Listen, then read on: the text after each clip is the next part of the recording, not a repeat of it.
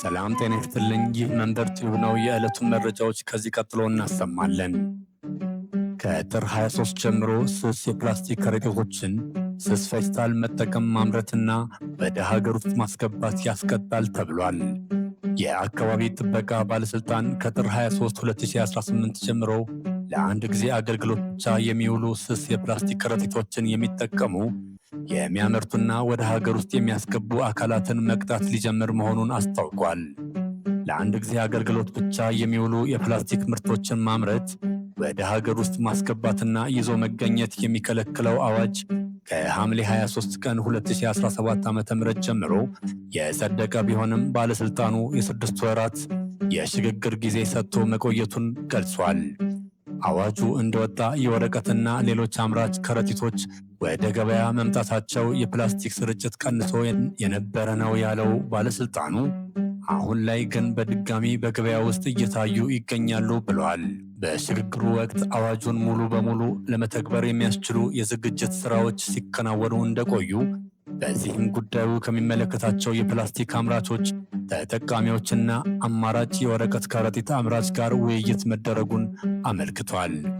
የወረቀትና ሌሎች የከረጢት አይነቶች ማምረት የሚፈልጉ አካላትን ወደ ገበያ ለማስገባት ማሽኖችን ከቀረጥ ነፃ እንዲያስገቡና የብድር አቅርቦት እንዲያገኙ ከሚመለከታቸው ተቋማት ጋር በቅንጅት እየተሰራ መሆኑን አስታውቋል። የሽግግር ጊዜው ጥር 23 ቀን 2018 ዓ.ም ያበቃል ያለ ሲሆን ከዚህ ዕለት በኋላ ሕገወጥ እንቅስቃሴ ላይ የሚገኙ አካላት ተጠያቂ ስለሚሆኑ ሁሉም አስፈላጊውን ዝግጅት ያድርግ ሲል አሳስቧል። ፖሊስ በ5 ክፍለ ከተሞች ከ54,000 በላይ የሺሻ ዕቃዎችን እና ከ650 ኪሎ ግራም በላይ አደንዛዥ ዕፅ ማስወገዱን አስታወቀ። የአዲስ አበባ ፖሊስ ጠቅላይ መምሪያ በከተማዋ የተለያዩ ክፍለ ከተሞች ባካሄደው ተከታታይና የተቀናጀ ኦፕሬሽን ለወንጀል መንስኤ ናቸው ያላቸውን በ10 ሺዎች የሚቆጠሩ የሺሻ መጠቀሚያ ዕቃዎችን፣ በመቶዎች የሚቆጠሩ ኪሎግራም አደንዛዥ ዕፆችንና ሐሰተኛ የገንዘብ ኖቶችን በሕግ አግባብ ማስወገዱን አስታወቀ። ፖሊስ እርምጃውን የወሰደው የወንጀል መንስኤዎችን በጥናት በመለየትና የወንጀል ዕቃዎች የወንጀል ዕቅድ የሚወጣባቸውን ስፍራዎች በማድረግ ሰላምን ለማረጋገጥ በሚል እንደሆነ ገልጿል። በዚህም በቦሌ ክፍለ ከተማ ከሐምሌ 2017 ዓ.ም ጀምሮ እስከ ህዳር 2018 ዓ.ም ድረስ በምሽት ጭፈራ ቤቶች፣ በፔንሲዮኖች እና በጫት ማስቃሚያ ቤቶች ላይ በተደረገ ድንገተኛ ፍተሻ 17095 የሺሻ ዕቃዎች፣ 605 ኪሎ ግራም ሐሺሽ እና 100 ኪሎ ግራም ጫት ተይዞ መወገዱን የቦሌ ክፍለ ከተማ ፖሊስ መምሪያ ኃላፊ ረዳት ኮሚሽነር አድማሱ ኢፋ ገልጸዋል።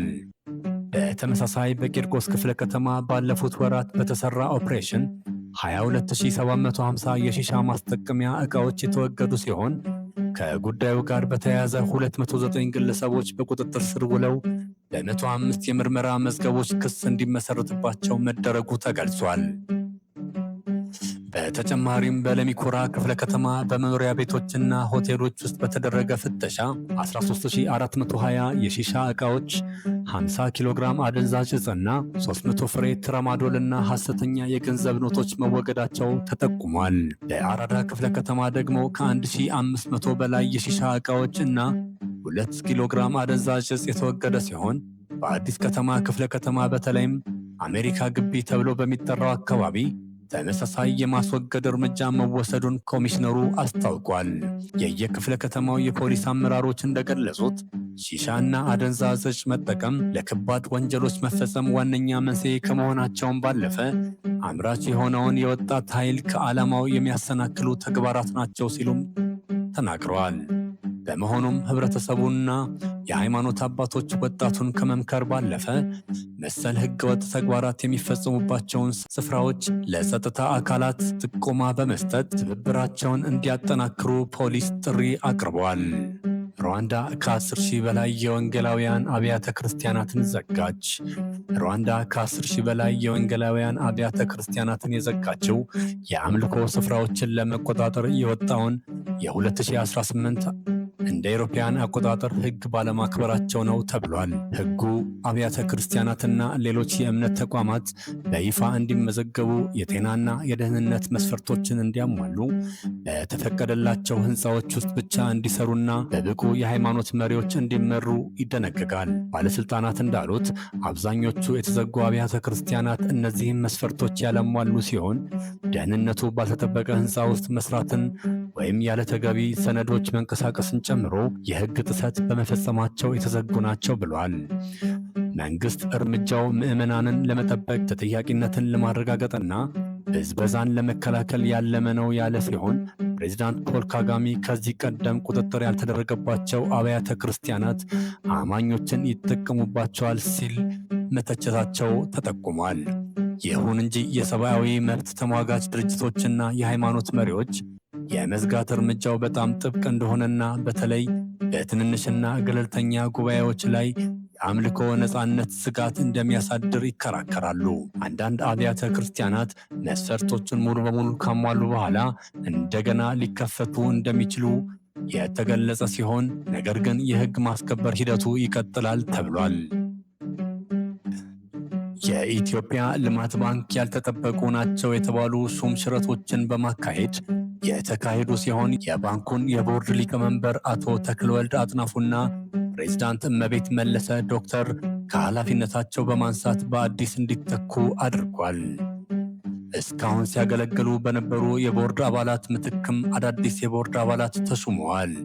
በኢትዮጵያ የኢንቨስትመንት ሆልዲንግ ስር ከሚተዳደሩ 3 የመንግስት የፋይናንስ ተቋማት ውስጥ አንዱ የሆነው የኢትዮጵያ ልማት ባንክ ከኃላፊነታቸው የተነሱበት ምክንያት በይፋ ባይጠቅስም በቦርዱና በፕሬዝዳንቱ መካከል ተፈጥሮ የነበረውን ያለመግባባት ማስታረቅ ባለመቻሉ እንደሆነ የሪፖርተር ምንጮች ገልጸዋል። እንደ ምንጮቹ ገለጻ ባንኩ አዲስ ባሰራው መዋቅርና የሰራተኞች ምደባ ጋር በተያያዘ በቦርዱና በፕሬዝዳንቷ መካከል ተከስቶ ለሳምንታት ሲያነጋግርና ሲያከራክር ነበር። በአዲሱ የመዋቅር ማስተካከያ ባንኩ ወደ 9 የሚሆኑ ምክትል ስራ አስፈጻሚዎች እንዲኖሩት የተደረገ ሲሆን እንዲህ ላሉ የኃላፊነት ቦታዎች የሚመደቡ ባለሙያዎች ከውስጥ የሚያድጉ ወይም የሚመደቡ ከሆነ ምደባው በፈተና መሆን ይገባል የሚለው ጉዳይ አንድ መከራከሪያ ነጥብ ሆኖ በሁለቱ ወገኖች መካከል ያለውን ልዩነት አስፍቷል። ባንኩ አዲስ አደረጃጀት ይዞ እንዲሰራ ፕሬዝዳንቷ ያቀረቡት እቅድና ሌሎች ተያያዥ ጉዳዮች ወደ ቦርድ ሲቀርብ አዎንታዊ መልስ ማግኘት አለመቻሉ ሌላው ጉዳይ ሲሆን ይህም ፕሬዝዳንቷን እንዳላስደሰተ ምንጮቹ ገልጸዋል። የኢትዮጵያ ልማት ባንክ በተለያየ መጠሪያ በኢንዱስትሪው ከ100 ዓመታት በላይ የቆየ ሲሆን እስካሁን ይከተለው የነበረውን አሰራር በመለወጥ በአዲስ የባንክ አገልግሎት ሞዴል ወደ ሥራ ይገባል ተብሎ በተጠበቀበት ሰዓት አለመግባባት መከሰቱ ጉዳዩን አነጋጋሪ አድርጎታል። በቦርዱና በፕሬዝዳንቷ መካከል ተፈጥሮ የነበረውን አለመግባባት ለመፍታት ባለፉት ሳምንታት ጥረት ሲደረግ የቆየ መሆኑን የሚገልጹት ምንጮቹ በጉዳዩ ውስጥ የኢትዮጵያ ብሔራዊ ባንክም ጣልቃ ገብቶ እንደነበርም ጠቁመዋል።